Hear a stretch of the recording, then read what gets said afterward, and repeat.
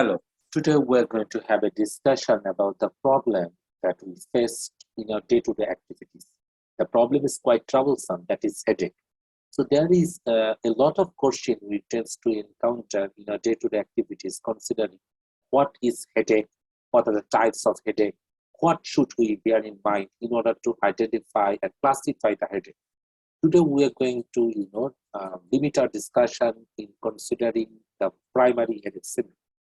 So, before talking about this further, the headache is one of the most common neurological symptoms that we have in our day-to-day activities.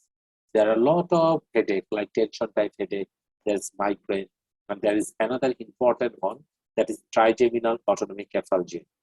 The most important in our clinical practice is tension type headache and migraine. And considering the migraine, that is the most equivalent to disabling disease. It is so disabling that we cannot do our day-to-day activities. So the headache that is associated with morbidity, that is migraine. So regarding the headache, we need to evaluate the symptom. And whenever we want to evaluate the symptom, we need to know the onset, time course, frequency, duration, and the severity of a headache. So if you want to consider that at time, if the headache, it is abrupt onset, sudden onset, a severe headache, we need to consider about the thunderclap headache. The thunderclap headache can be of two types. Can be primary thunderclap headache, or it might be as a manifestation of subarachnoid hemorrhage. Sometimes the subarachnoid hemorrhage can be the onset of thunderclap headache. Second thing is that if you want to consider some vascular disorder like venous sinus thrombosis or arterial dissection, they are also abrupt onset severe headache.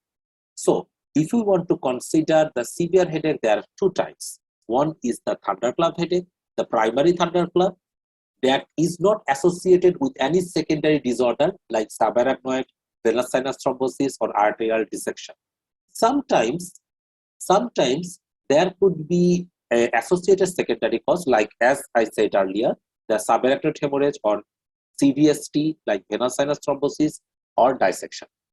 If the headache is slow onset with a gradual recovery, particularly the headache that lasting 4 to 72 hours, that is we mostly call the migraine. It is slow onset with gradual recovery. And the headache that is mostly in rapid onset with fastest recovery, that is we call trigeminal autonomic cephalgia. Now, if we consider the frequency and the pain type, then what will we understand? If there is several discrete attacks in a day, that is mostly in favor with trigeminal autonomic cephalgia or cranial neuralgia. The headache that lasting for, as I said earlier, 4 to 72 hours, almost 1 to 2 days, that is the migraine. And the headache, the pain that exacerbated when standing up, that is the low CSF pressure headache, particularly when there is some drop of CSF volume due to lumbar puncture or other causes. That is typically onset pain when we suddenly stand up from sitting position or any recumbent position. The duration is quite important because, as I told earlier quite a few times, if you want to consider migraine, the headache is about 4 to 72 hours. But the cluster headache, in the other hand, that is strictly unilateral, but lasting for not more than 3 hours. Only 15 minutes to 180 minutes. That is the most important fact. But migraine, the minimum frequency of duration is approximately 4 hours. In other hand, the paroxysmal hemicrania, these are the other type of trigeminal autonomic cephalgia, the headache that lasts only from 5 to 30 minutes. That's quite a less time than cluster headache. In case of neuralgic pain, that lasting for a mere seconds. So that is the most important point. Now, severity. Considering the tension type headache, there must be mild to moderate, and that are mostly due to the pressing or tightening. That is a band line, that you are wearing a band in your head, that is from the front of the head to the back of the occipital region. When you want to consider the cluster headache or trigeminal autonomic cephalgia, they are quite severe headache. Okay, that is the most important point.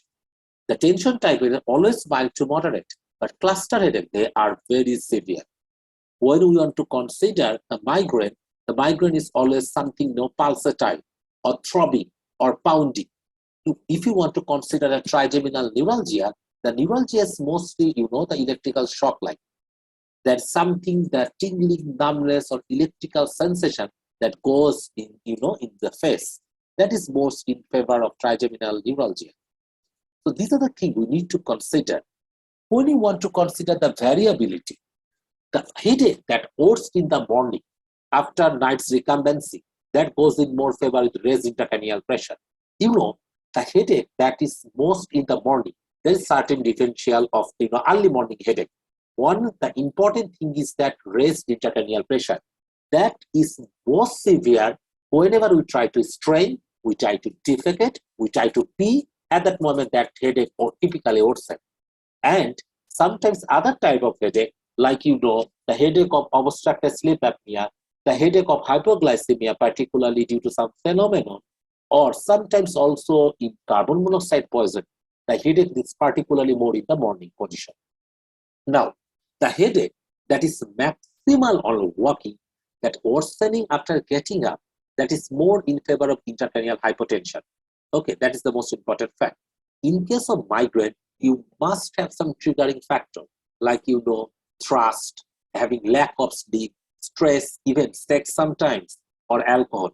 They are more in favor of migraine. And cluster headache, there is particular one risk factor, that is the alcohol poison. Okay, but alcohol intake can cause cluster headache or deterioration of cluster headache sometimes. In case of raised intracranial pressure, as I told you earlier, the straining or defecating or something like that is most frequently called Valsalva maneuver. That is mostly associated with the headache of raised intracranial pressure. In case of tension type headache, we should remember the headache is usually bilateral. In case of migraine may be unilateral, may be bilateral. It is not strictly unilateral. In case of TACs, that is trigeminal autonomic cephalgia, they are rarely bilateral. So we can easily say the TACs are strictly unilateral, the migraines can be unilateral, can be bilateral, tension type headache usually bilateral. So these are the things that we should remember. In case of trigeminal autonomic cephalgia, there is a certain difference that we know another disease, that is trigeminal neuralgia. What is the difference between trigeminal neuralgia and trigeminal autonomic cephalgia? That is important thing we should remember. In case of trigeminal neuralgia, that is most likely involve second or third generation division of trigeminal nerve. But in trigeminal autonomic cephalgia, there tends to more favor by involving the first division of trigeminal nerve. That is the ophthalmic division. So, as I told earlier, the trigeminal neuralgia mostly involving the maxillary and the mandibular division, whereas the trigeminal autonomic cephalgia tends to develop only the ophthalmic division of trigeminal nerve. And there another thing, there is cranial autonomic symptoms like the ptosis or the tearing or the rhinorrhea. They are more in favor of trigeminal autonomic cephalgia. So that is the thing we should remember. Another thing that is very important if you want to understand the headache, that is the aura. Whenever we get any aura, that goes more in favor of migraine. So that is the thing we should always remember. So these are the some typical features of aura. As we can say here, we can see there is typical positive phenomenon of aura. These are the visual chit-chat lines. Okay, they are typical visual symptoms that we face mostly if you want to consider a patient of migraine. That is another thing, another typical scenario of migraine, that patient typically faces these sorts of scenarios or these sorts of visual phenomenon before developing the headache. Now, there is definitely past medical history we want to consider. If there is any history of any neck injury or any head injury, that can go in favor of headache. If there is any injury, any referred pain, any neck pain, these are also sometimes manifest as a headache. Next thing is that trauma, particularly any head injury, hemorrhage, dissection, carotid dissection particularly, or an infection like meningitis, they can typically present with headache. And as I told earlier, particularly any referred pain, that's mostly involving the tooth, sinus, or oral cavity, they can sometimes present with headache. And as this is very important, particularly in the MRCP exam, the obstructive sleep apnea, they are typically developing headache in the early morning. So if you want to consider the early morning headache, there is an important differential we need to exclude, that is the OSA. Certain factor like stress, or if you want to consume excessive caffeine, they can develop sometimes headache. If you want to consider the examination, the vitals are quite important. The important thing regarding the vitals examination, particularly to exclude any raised intracranial pressure. If there is any history of raised intracranial pressure, we can always get three important features. The first of important thing is that there could be hypertension, there could be bradycardia due to baroreceptor response, and third important thing is that there could be blurring of vision, and if you want to do the fundoscopy, there will be papilloedema. So we get three important features we want to consider if we want to consider a patient of raised intracranial pressure. That is the hypertension, the bradycardia, and the papilloedema. Another thing is that if you want to consider some other headache, like a typical feature of neck stiffness, we are getting neck stiffness if you want to consider all sorts of meningitis, or sometimes in subarachnoid hemorrhage, where we also get meningism like neck stiffness in spite of having any features of headache. Any features of infective headache. Okay, so that is the important part. Sometimes the purpuric spot we can face if you want to consider the meningococcal meningitis. So in that time, the patient will get headache, the patient will have unfortunately neck rigidity, also there will be fever, and there will be wide-spared purpuric spot that goes more in favor of meningococcal meningitis. That we should always remember. Now the fundoscopy, you can easily get some features like the papilloedema. If you want to consider the raised intracranial pressure, if there is raised intracranial pressure, the disc margin will be typically blurred and will get a typical papilloedema. And another thing is that, as you can see from these pictures, there is a lot of hemorrhage. There is particular important fact, that is the subhyaloid hemorrhage. If we get any subhyaloid hemorrhage, that goes more in favor of subarachnoid hemorrhage. If you consider any of your board exam, we are getting a patient of headache with subhyaloid hemorrhage, we need to consider any subarachnoid hemorrhage particularly. Another thing, the causes of secondary headache, there could be giant cell arteritis. In that condition, the age over the 50 years, patient will come with headache, and typical headache will be unilateral, mostly involved in the temporal region, and there will be severe pain, the most important thing. Second thing is that if you want to palpate the temporal region, particularly the temporal artery, then we'll get some tenderness, localized skull tenderness, particularly that involves the temporal artery. Another thing is that it is a vasculitis. So the vasculitis that involving the giant cell that tends to get involved with the most of the vessel in the carotid division. So there could be the temporal artery involvement. There could be the the artery that involving the jaw. So that could be also involvement. So patient will come with jaw claudication. That is another important feature we get in this patient. And sometimes the grave feature, if it tends to get involved the ophthalmic artery, the prognosis will be grave. So in case of giant cell arteritis, we need to consider steroid if there is any features suggestive of temporal arteritis. So now we are going to get more involved in our today's lecture in a short lecture of primary headache syndrome. In case of primary headache syndrome, we should remember there will be absence of exogenous causes. So the headache that is mostly associated with no exogenous causes. So that is called the primary headache, as I told earlier. The typical primary headache is of three types. One is tension type headache, another one is migraine, and third one, as I told earlier, trigeminal autonomic cephalgia. So the first one is tension type headache. It is a relatively featureless headache. The headache that is tension type, that is mostly involving, the most of the days. The first thing, usually it tends to get involved the both part of the head, so it is bilateral. Second thing is that it could be involving the less than 15 days in a month, so that is called normally, that is episodic. And if it is involving more than 15 days in a month, we'll say this is a chronic variety. So tension type headache is two types. One is episodic, that involving less than 15 days. Another one is chronic, that typically involves more than 15 days in a month. Sorry. Second thing is that it sometimes coexisting with the migraine. So sometimes it's very difficult to identify whether it is a tension type headache or whether it is migraine. So if we discuss the features, the first thing is that it is usually bilateral.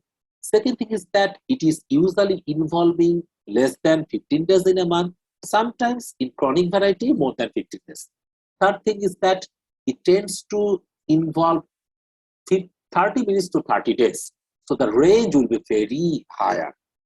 Third thing is that there could be pressing or tightening headache, a band-like headache, rather than throbbing. Throbbing goes more in favor of migraine. It is not associated with the migrainous feature. We call it migraines. So the migraines features are photophobia, phonophobia, nausea, vomiting, or motion sensitivity. All these features goes more in favor of migraine. So if we want to consider a TTH or muscle contraction headache, we need to say that it's a bilateral, involving both of the head. It is pressing or tightening. It is not associated with any migraines like photophobia, phonophobia, nausea, or motion sensitivity. Second thing is that if you want to consider a tension type headache, we do not need to do any imaging. Why waste money in order to diagnose a tension type headache? So it will give more tension to the patient. So first thing is that there is no imaging. Second thing is that we need to give that education and absolute reassurance. That is particularly more important for tension type headache. In case of acute onset, we can give analgesic like the paracetamol or naproxen or NSAIDs. Sometimes amitriptyline can be used for prophylaxis. That is important feature. Okay, so there is no need of any imaging in case of tension type headache. Now, if we want to consider the other part of headache, like the migraine or the TACs, like the trigeminal autonomic cephalgia, there is certain part of the brain that plays a role in case of this type of headache. Like as we should know, there is two important parts. First one is dorsal rostral pons. Another thing is posterior hypothalamus. So just we need to know. Second thing is the migraine. The migraine is the most disabling headache. It is one of the significant cause of morbidity. Whenever a patient unfortunately affects with migraine, he faces more disability. He cannot do anything because of this type of headache. So the migraine can also be episodic, can be sometimes chronic, but that is not important. For us, the important is that in case of if you want to classify the migraine, we need to have at least 5 separate attacks. Each attack must have a duration of 4 to 72 hours. Usually, migraine are unilateral in approximately 60% of cases. Sometimes also bilateral, particularly younger age. Okay. Second thing is that, so it's mostly unilateral, but not strictly unilateral. Second thing is that it is pulsatile or throbbing. That is important part. In case of TTH, it is only pressing. With the pulsatile variety, it is moderate to severe and can be affected with all sorts of physical activity. And patient will having the migraines, the features of migrainous. What is the migrainous feature? As I told earlier, the nausea with or without vomiting, or photophobia or phonophobia. So the patient that having at least 5 attacks justify the duration criteria with one of the 2 following features, like unilateral, severe, aggravated by activity, or pulsatile. 2 of these following 4 features with one of the migrainous feature, like nausea, vomiting, photophobia, phonophobia. We can describe if the criteria, the fulfilling criteria will be 5 headaches, then we can say it's migraine. That is important part. So these are the things we should remember. And the migraine, in the gross headache, we can divide into 2 types. It could be classical migraine that might be associated with aura, or it could be common migraine that won't be associated with any aura. The aura are the reversible neurological symptom that tends to get involved with that before the headache, particularly in 5 to 30 minutes. And they are particularly mostly visual positive symptoms, like the zigzag light, the flashing light, or sometimes the negative symptom like visual scotoma. Okay, so the migraine that present with aura, the aura can be visual, aura can be sensory, aura can be motor. So there will be a lot of types. The migraine that are present with aura, those are the classical migraine. The migraine which are not migraines which are not presenting with aura, those are the common migraine. So that is the thing. Another important fact, this is the thing that I have already discussed. So the common type of aura, as I discussed earlier, these are the visual, but there could be uncommon type. Sometimes the patient will having severe migrainous headache presenting with unilateral weakness. That could be hemiplegic migraine. Sometimes the migraine present with vertigo, dysarthria, particularly involving the brainstem. That is called the basilar migraine. So migraine is a rare but could be possible. And there will be certain risk factor associated with migraine, like taking chocolate or having sex or having sleepless night, stress, a lot of factors we need to exclude whenever we want to treat a migraine or diagnose a case of migraine. So another thing we should remember, their investigation. There is no need of investigation in any sorts of migraine, okay? Except if there is any focal sign, we need to exclude any focal pathology like stroke or any other vascular lesion. Okay, so if you want to consider a patient of migraine, we need to check whether the duration of headache is for 72 hours and at least 5 episodes determine those headache. And the headache will be usually unilateral, usually severe, usually pulsatile, aggravated by activities, and associated with one of the migrainous features. Okay, the migraine that are presented with features of aura, that is the classical migraine. The migraines which is not associated with aura, that is the common migraine. So whenever we try to treat a case of migraine, we need to ensure the normal pharmacological strategies first. What are those non-pharmacological strategies?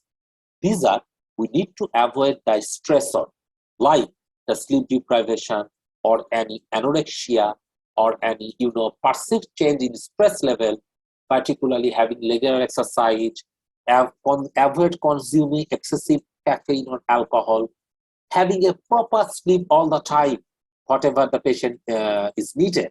Patient also, we should ensure some good hydration. So these are the things we need to ensure, and these are the things, the upper three that we need to avoid. And there is other method like cognitive behavioral therapy or acupuncture. They have a role. So these are the non-pharmacological techniques for treatment. There is some pharmacological treatment. Next option. There are in two types. First off, there will be acute treatment. Another one, there will be some prophylaxis or preventer. Because whenever a patient came with disabling migraine, we need to treat that headache first. And we have to give some drug therapy also, so that in the near future, patient all came with the features of migraine. So if you want to treat acutely, we need to give paracetamol. Sometimes we need to give NSAIDs, also triptan. But we need to avoid the opioid. Why we need to avoid the opioid? Because there could be certain dependence. So in order to avoid the dependence that is typically associated with opioid, we need to avoid that. Okay. So in basic management, we need to give the patient a paracetamol, NSAIDs with a particular prokinetic agent. Why we want to give prokinetic? Because of avoiding the gastroparesis and for rapid absorption. So if a patient of migraine, we can give paracetamol with domperidone, we can give NSAIDs with domperidone, with particularly acid suppressant. These will be our acute management. And next thing is that there could be some acute treatment. As you can see, there is aspirin, paracetamol, ibuprofen, naproxen, or tolfenamic acid, or there are certain triptans that we could use in a treatment of migraine. Now, preventive treatment. if you want to give some preventive treatment, we need to understand about the patient's current comorbidities. As if we want to see that a patient is obese, having no history of renal stone, patient is not desired to have any pregnancy in the near future, in case of women, right? So we can give the patient topiramate. Why we want to give topiramate? Topiramate is a very good prophylaxis agent for migraine. It can cause weight loss, so we can use it as a treatment of weight gain. Also, another thing is that the patient is not having any renal stones, because the topiramate is associated with renal stones, sometimes glaucoma, also sometimes cognitive dysfunction. So if a patient, also teratogenicity, if a patient came with migraine in any ages, okay, there is no chances of pregnancy, there is no renal stone, there is no glaucoma, we can easily give topiramate. As the weight gain is one of the troublesome symptoms that might be associated with migraine. So topiramate can work in a two way. Second thing is that valproate. Valproate is a very good drug. It is a broad spectrum antiepileptic, also anti-migraine.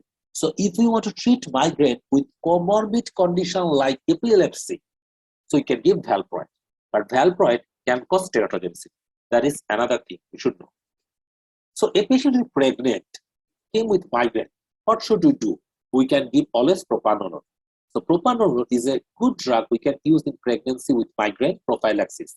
But issue is that it can develop low mood, also fatigue, and second thing is that it is contraindicated in erectile dysfunction and asthma. So the patient having asthmatic symptom, or the patient having heart block, or the patient having erectile dysfunction, we should not use the beta blocker.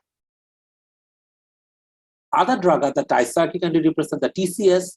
They are quite useful in treatment of migraine and tension type headache. And drugs like pijotifen, they can have a side effect of weight gain. So these are the drugs. Also some antihypertensive like calcium channel antagonist, or the angiotensin receptor blocker like lisinopril, telmisartan. They are quite useful in treatment of migraine. Also there is some other treatment like control trials demonstrating no effect like gabapentin, nimodipine. We should know the names, but these are not relevant.